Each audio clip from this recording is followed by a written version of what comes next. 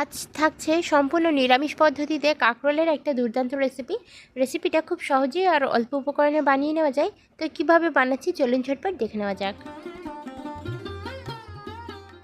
তো বন্ধুরা, রেসিপিটা বানানোর জন্য আমি এখানে প্রয়োজন মতো কাঁকরোল নিয়েছি।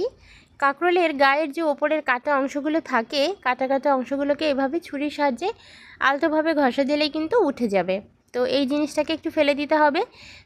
সব কাঁকরোলগুলোর ওপরের অংশগুলোকে ফেলে ভালোভাবে ধুয়ে নিয়েছি। এবার আমি কেটে নেব কাঁকরোলগুলোকে। কাটার ক্ষেত্রে আমি কিন্তু একদম গোল গোল করে কাটবো আর একটু পাতলা করে কাটবো, খুব বেশি মোটা করে কিন্তু কাটবো না, কারণ আজকের রান্নাটা একদম অল্প সময়ের একটা রান্না, যাতে খুব বেশি সময় সেদ্ধ হতে না নেয়, তার জন্য কিন্তু পাতলা করেই কাটতে হবে। সমস্ত কাঁকরোলগুলোকে কেটে নেওয়ার পরে পরিষ্কার জল দিয়ে ধুয়ে নেব, তার জন্য আমি প্লেটে তুলে নিচ্ছি। আর এখানে কিন্তু অবশ্যই ভালোভাবে জল ঝরিয়ে নিতে হবে ধোয়ার পরে। রান্নাটা করার জন্য আমি ওভেনে কড়াই বসিয়ে দিয়েছিলাম। ওভেনে কড়াইটা খুব ভালো করে গরম করে নিয়ে তাতে সরষের তেল অ্যাড করে দিয়েছি। আর একবারই আমি সরষের তেলটা দিয়ে দিচ্ছি, এই তেলটা দিয়ে কিন্তু সম্পূর্ণ রান্নাটা কমপ্লিট হয়ে যাবে।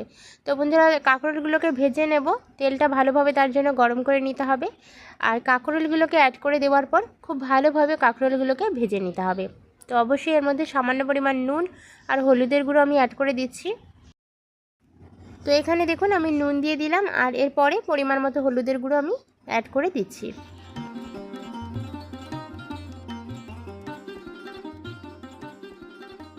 কাঁকরোলটা ভাজার ক্ষেত্রে কিছু টিপস ফলো করতে হবে। সেটা হচ্ছে, কখনই কিন্তু কাঁকরোলটাকে লো ফ্লেমে ভাজা যাবে না, একদম হাই ফ্লেমে 2-3 মিনিটের মধ্যেই কিন্তু কাঁকরোলটাকে ভেজে নিতে হবে।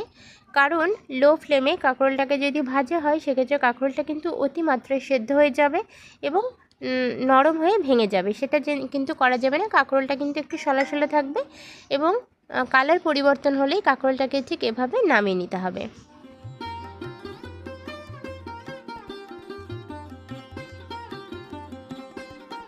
তো বন্ধুরা দেখুন, কাঁকরোলটাকে ভেজে নেওয়ার পরে আমি কিন্তু প্লেটে নামিয়ে নিয়েছি। এবার একটা মশলা বানিয়ে নিচ্ছি বাটিতে। তো তার জন্য হলুদ সর্ষে 1 চামচ দিয়ে দিলাম, দিয়ে দিচ্ছি জিরে 1/2 চামচ গোটা সাদা জিরে।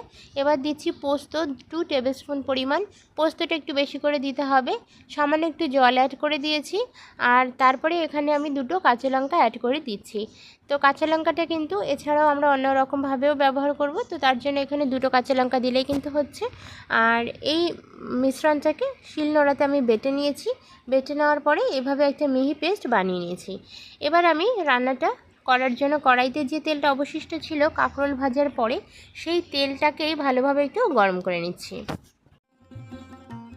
আলাদা করে আর কোনো রকম তেল কিন্তু আমি অ্যাড করিনি। ওই তেলের মধ্যে আমি কালো জিরে ফোড়নে দিয়ে দিচ্ছি। তো বন্ধুরা, কালো জিরে কিন্তু 1/4 টেবিল স্পুন পরিমাণ অ্যাড করে দিয়েছি, আর তার সাথে একটা কাঁচা লঙ্কা আমি দিয়ে দিচ্ছি।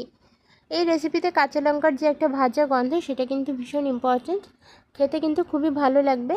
তো কাঁচা লঙ্কাটা দেওয়ার পরে আমি ভেজে নিয়েছি কাঁচা লঙ্কাটাকে, এবং গ্যাসের ফ্লেমটাকে বন্ধ করে দিয়ে হলুদের গুঁড়ো আর তার সাথে দিয়ে দিচ্ছি কাশ্মীরি রেড চিলি পাউডার। কালারের জন্য এই দুটো জিনিস আমি দিয়ে দিলাম। আর এটা দেওয়ার আগে অবশ্যই কিন্তু গ্যাসের ফ্লেমটাকে বন্ধ করে দিতে হবে। হলুদের গুঁড়ো প্রয়োজন মতো দিতে হবে, আর কাশ্মীরি রেড চিলি পাউডার আমি 1/4 টেবিল স্পুন পরিমাণ মতো দিয়েছি। ভালোভাবে জিনিসটাকে ভেজে নেওয়ার পরে এর মধ্যে আমি বেটে রাখা মশলাটাকে অ্যাড করে দিয়েছি। আর এই মশলাটা দেওয়ার পরে সামান্য একটু জল দিয়ে মশলাটাকে খুব সুন্দরভাবে তেল ছাড়া পর্যন্ত একদম কষিয়ে নিতে হবে। মশলাটা মোটামুটি 4 থেকে 5 মিনিট মতো আমি কষিয়ে নিয়েছি, একটু জল অ্যাড করে করে। তো তেলটা যতক্ষণ না পর্যন্ত রিলিজ হবে ততক্ষণ কিন্তু আমি মশলাটাকে কষিয়ে নেব।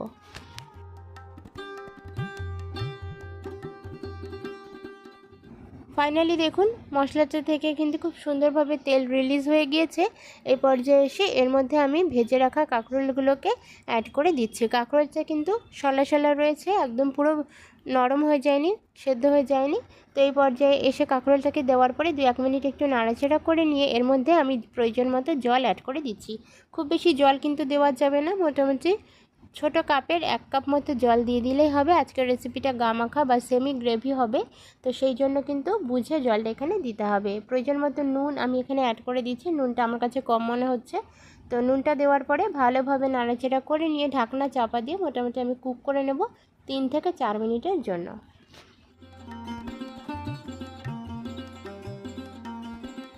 3-4 মিনিট পরে ঢাকনা খুলে দেখাচ্ছি বন্ধুরা। দেখুন ঝোলটা কিন্তু অনেকটাই টেনে গিয়েছে, একদম গ্রেভিটাও পারফেক্ট জায়গায় চলে এসেছে। এই পর্যায়ে এসে আমরা কিন্তু এখানে সামান্য পরিমাণ চিনি অ্যাড করে দিয়েছি। একটু চিনি দিলে রেসিপিটার টেস্ট কিন্তু একদম পারফেক্ট আসবে, অসাধারণভাবে টেস্টের ব্যালেন্স হবে, খেতে দুর্দান্ত লাগবে। তো সামান্য একটু চিনি দিয়ে দিতে হবে। তারপরে চিনিটা দেওয়ার পরে এখানে আমি হালকা হাতে একটু নাড়াচাড়া করে নিয়েছি, আর তারপরে দেখুন কালারটাও দুর্দান্ত এসছে। সবার শেষে এখানে আরেকটা জিনিস আমি দিয়ে দেবো, সেটা হচ্ছে কাঁচা লঙ্কা।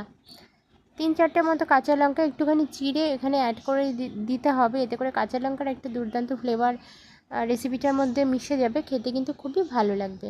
তো কাঁচা লঙ্কাটা দেওয়ার পরে ভালোভাবে একটু মিশিয়ে নিতে হবে। মিশিয়ে নেওয়ার পরে গ্যাসের ফ্লেমটাকে বন্ধ করে গরম গরম ভাত বা রুটির সাথে কিন্তু পরিবেশন করা যাবে। রেসিপিটা কেমন লাগলো কমেন্ট সেকশানে জানাতে ভুলবেন না। ভালো লাগলে প্লিজ একটা লাইক করবেন, আর এরকম নতুন নতুন রেসিপি দেখার জন্য চ্যানেলটাকে অবশ্যই সাবস্ক্রাইব করে রাখবেন। তো বন্ধুরা, দেখা হচ্ছে নতুন কোনো রেসিপির সাথে। ততক্ষণের জন্য সকলে খুব ভালো থাকুন, সুস্থ থাকুন। ধন্যবাদ।